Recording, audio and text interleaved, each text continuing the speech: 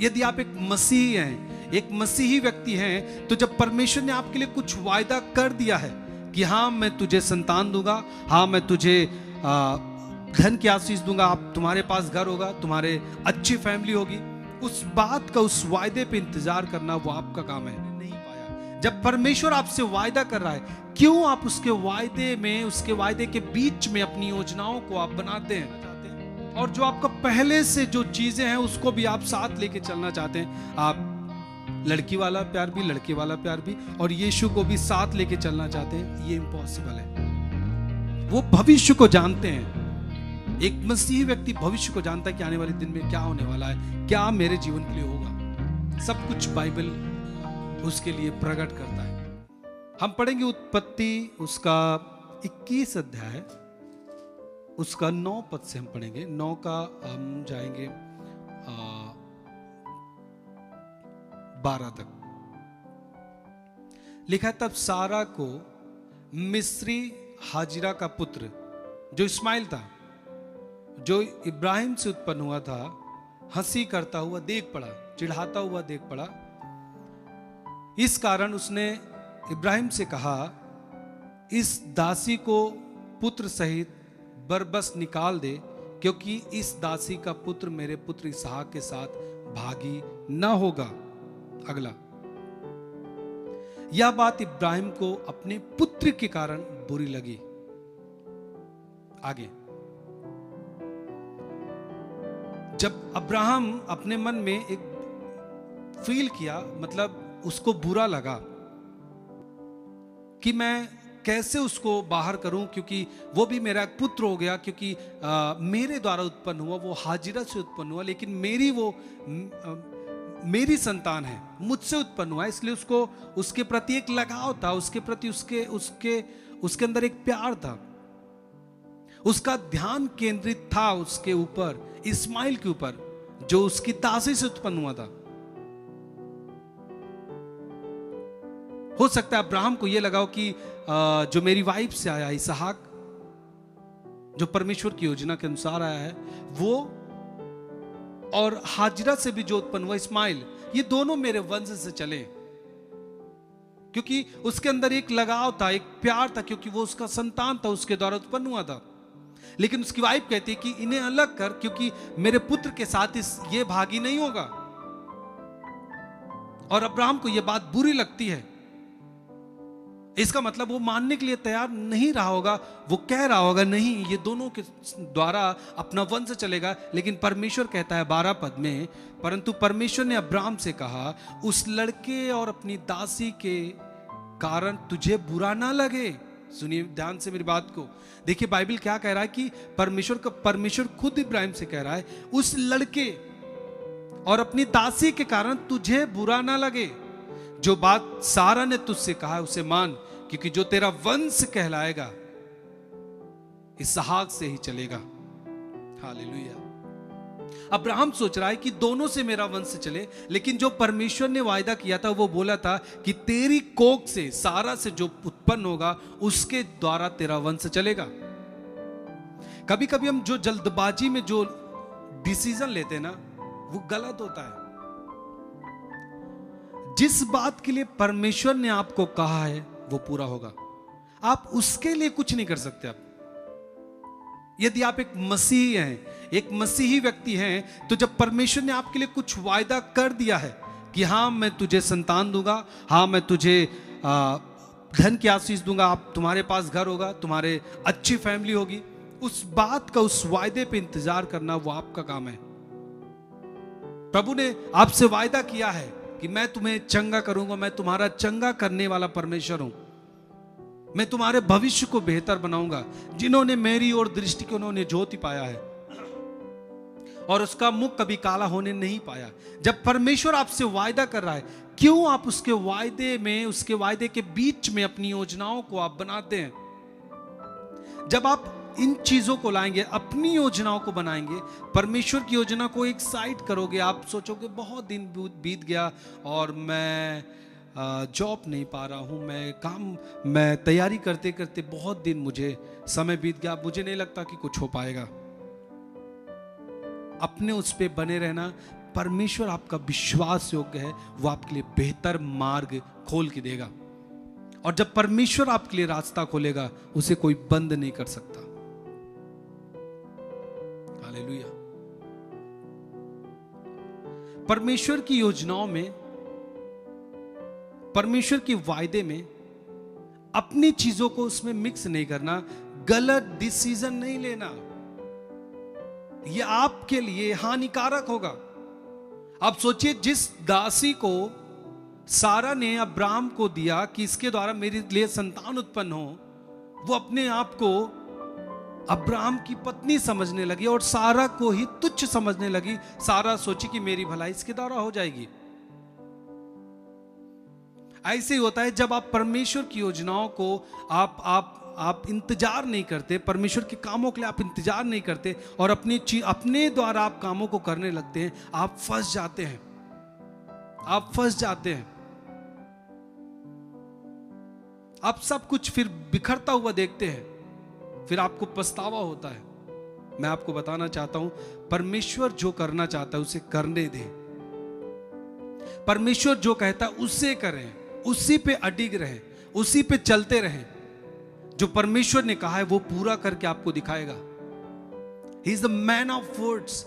वो वायदों को पूरा करने वाला व्यक्ति है। वो अपने बात से पीछे नहीं हटता, वो पूरा करता है। मैं आपको बता रहा हूं, मैंने देखा है, मेरे परिवार ने प्रभु के उस योजनाओं को देखा, उसके कामों को देखा है। समय लंबा हो सकता है, आपको लगेगा कि अरे बहुत समय बीत गया, अब क्या होगा, अब तो कुछ होने वाला नहीं है। लगता है हमें अब कुछ ना कुछ रास्ते बदल देना चाहिए, हमें यीशु से थोड़ा हट के काम कर देना चाहिए, जो हालांकि यीशु के वचन के खिलाफ रहता है, हालांकि जो परमेश्वर के वचन के खिलाफ है। बचे उन चीजों से, नकारात्मक चीजों को अपने जीवन से दूर रखें। आपका परमेश्वर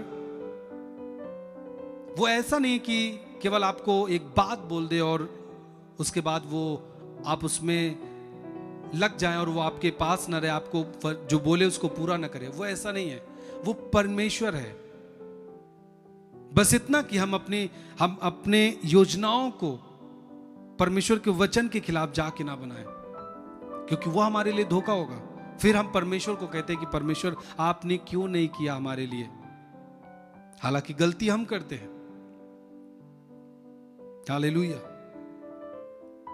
सो सारा सोची कि अब मेरे लिए संतान होगा मेरी दासी के द्वारा, क्योंकि मेरा कोख बंद है, मैं बांझ हूं। लेकिन जो परमेश्वर ने कहा था वो जरूर पूरा होगा। अब क्या हुआ कि ये इसका एक संतान उत्पन्न हुआ जो उसकी दासी से उत्पन्न हुआ, वो था इस्माइल।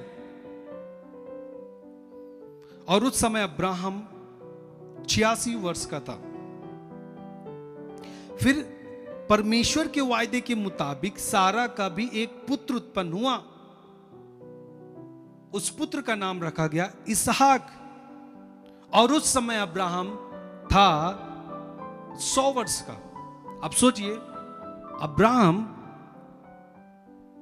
जब अपने पिता के घर को छोड़ा वो 75 साल का था। अभी कितना है? 100 साल का है। और आप सोचिए कितना साल का वो गैप, जो उसका जीवन का जो एक रास्ता था वो कितना था? 25 साल, लगभग 25 साल। एक समय था, एक लंबा समय था। जितना समय लगता है जब परमेश्वर कुछ करना चाह रहा है, अगर जितना समय लगता है, आप विश्वास योग्य हैं, समय लगता है, वो आपके लिए उतना ही बेहतर होगा आने वाले समय के लिए। हालेलुया। मैं आपको बता रहा हूं, कभी भी निराशा नहीं होती जब एक व्यक्ति अपने परमेश्वर के वचन पे खड़ा रहता है। कभी निराशा नहीं होती। और अब्राहम को बुरा लगता है कि ऐसे कैसे हो सकता है, क्योंकि वो मेरा संतान है, इस्माइल भी मेरे द्वारा उत्पन्न हुआ है, यह हाजिरा से जो उत्पन्न हुआ है वो मेरा ही पुत्र है। और वो उसे छोड़ना नहीं चाहता था।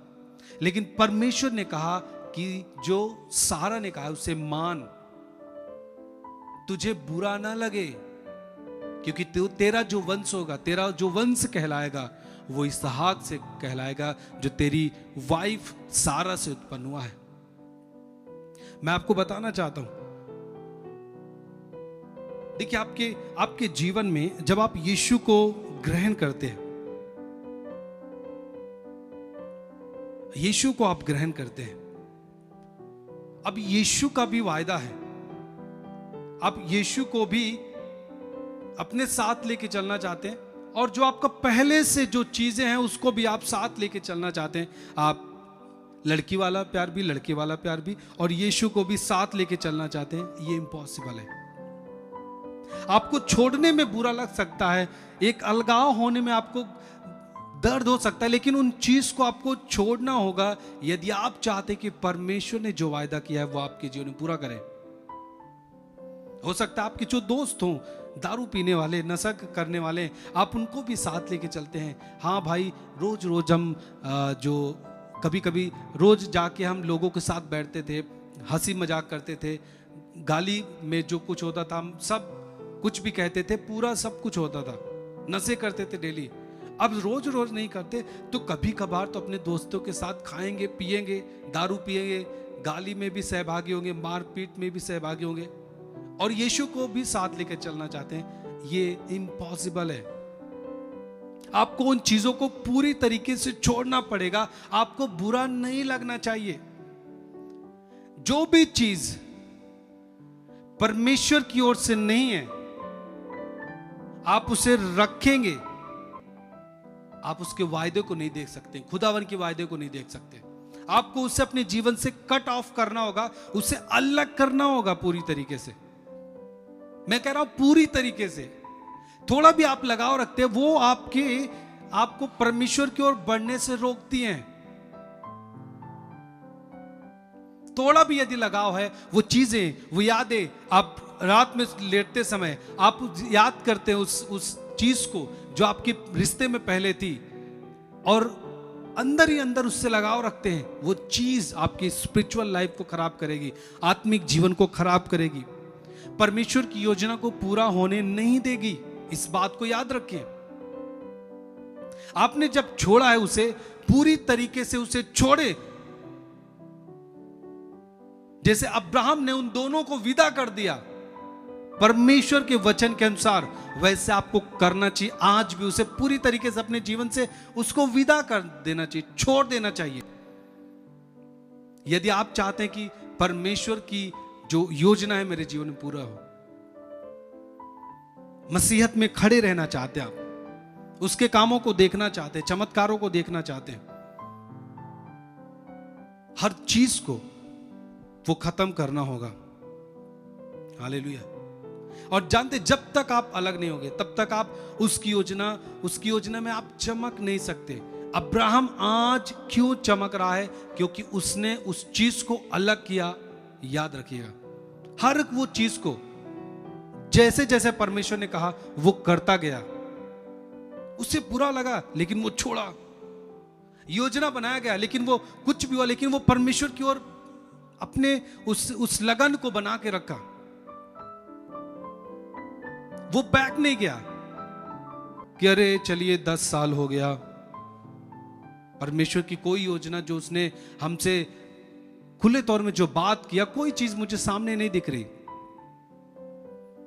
कोई बच्चा नहीं, कोई अभी कुछ भी हमको कोई देश नहीं दिख रहा कि जो परमेश्वर जहां हमको सुख देगा, आइए वापस चलते हैं उस हारान देश में। नहीं, अब्राहम वहीं रहा जहां परमेश्वर ने उसे खड़ा कर दिया। बढ़ता रहा वो। आखिर में 25वें साल में उसको संतान मिला, और परमेश्वर ने आज तक भी उसके नाम को ताजा रखा है। हालेलुया। सो आपका परमेश्वर है, वो आपका परमेश्वर है। ऐसे कहता है कि अब्राहम, इसहाक, याकूब का परमेश्वर। इसका मतलब क्या? वो जैसे अब्राहम के साथ था वैसे आज भी वो खुदा है। जैसे इसहाक के साथ था, याकूब के साथ था, वो आज भी खुदा है। खुदा कभी बदलता नहीं, परमेश्वर कभी बदलता नहीं, वो एक जैसा है।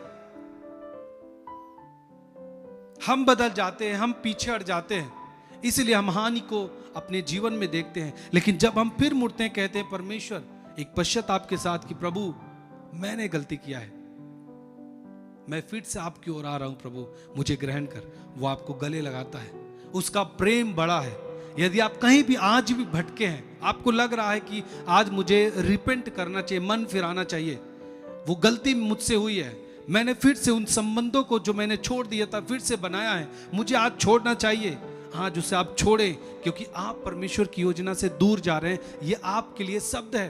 बाइबल कहता है जब भी आप परमेश्वर की आवाज को सुने, उसके वचन को सुने, अपने मन को कठोर ना करें। ये टाइम है, जस्ट टर्न टू गॉड, अपने परमेश्वर की ओर मुड़े।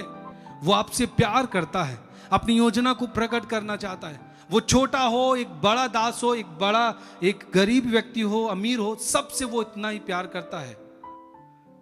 वो आपके लिए काम करना चाहता है।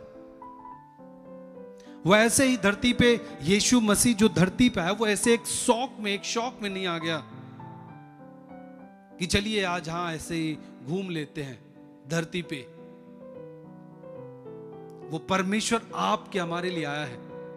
वो आज भी खड़ा है, वो आज भी जीवित है। इसीलिए चमत्कार होते हैं। इसीलिए लोग यीशु को इतने करीब से जानते हैं कि लोग उन्हें मारते हैं, तब भी वो कहते हैं कि मैं यीशु को नहीं छोड़ सकता, क्योंकि वो यीशु के प्रेम को समझ गए हैं। वो भविष्य को जानते हैं। एक मसीही व्यक्ति भविष्य को जानता है कि आने वाले दिन में क्या होने वाला है, क्या मेरे जीवन के लिए होगा। सब कुछ बाइबल उसके लिए प्रकट करता है।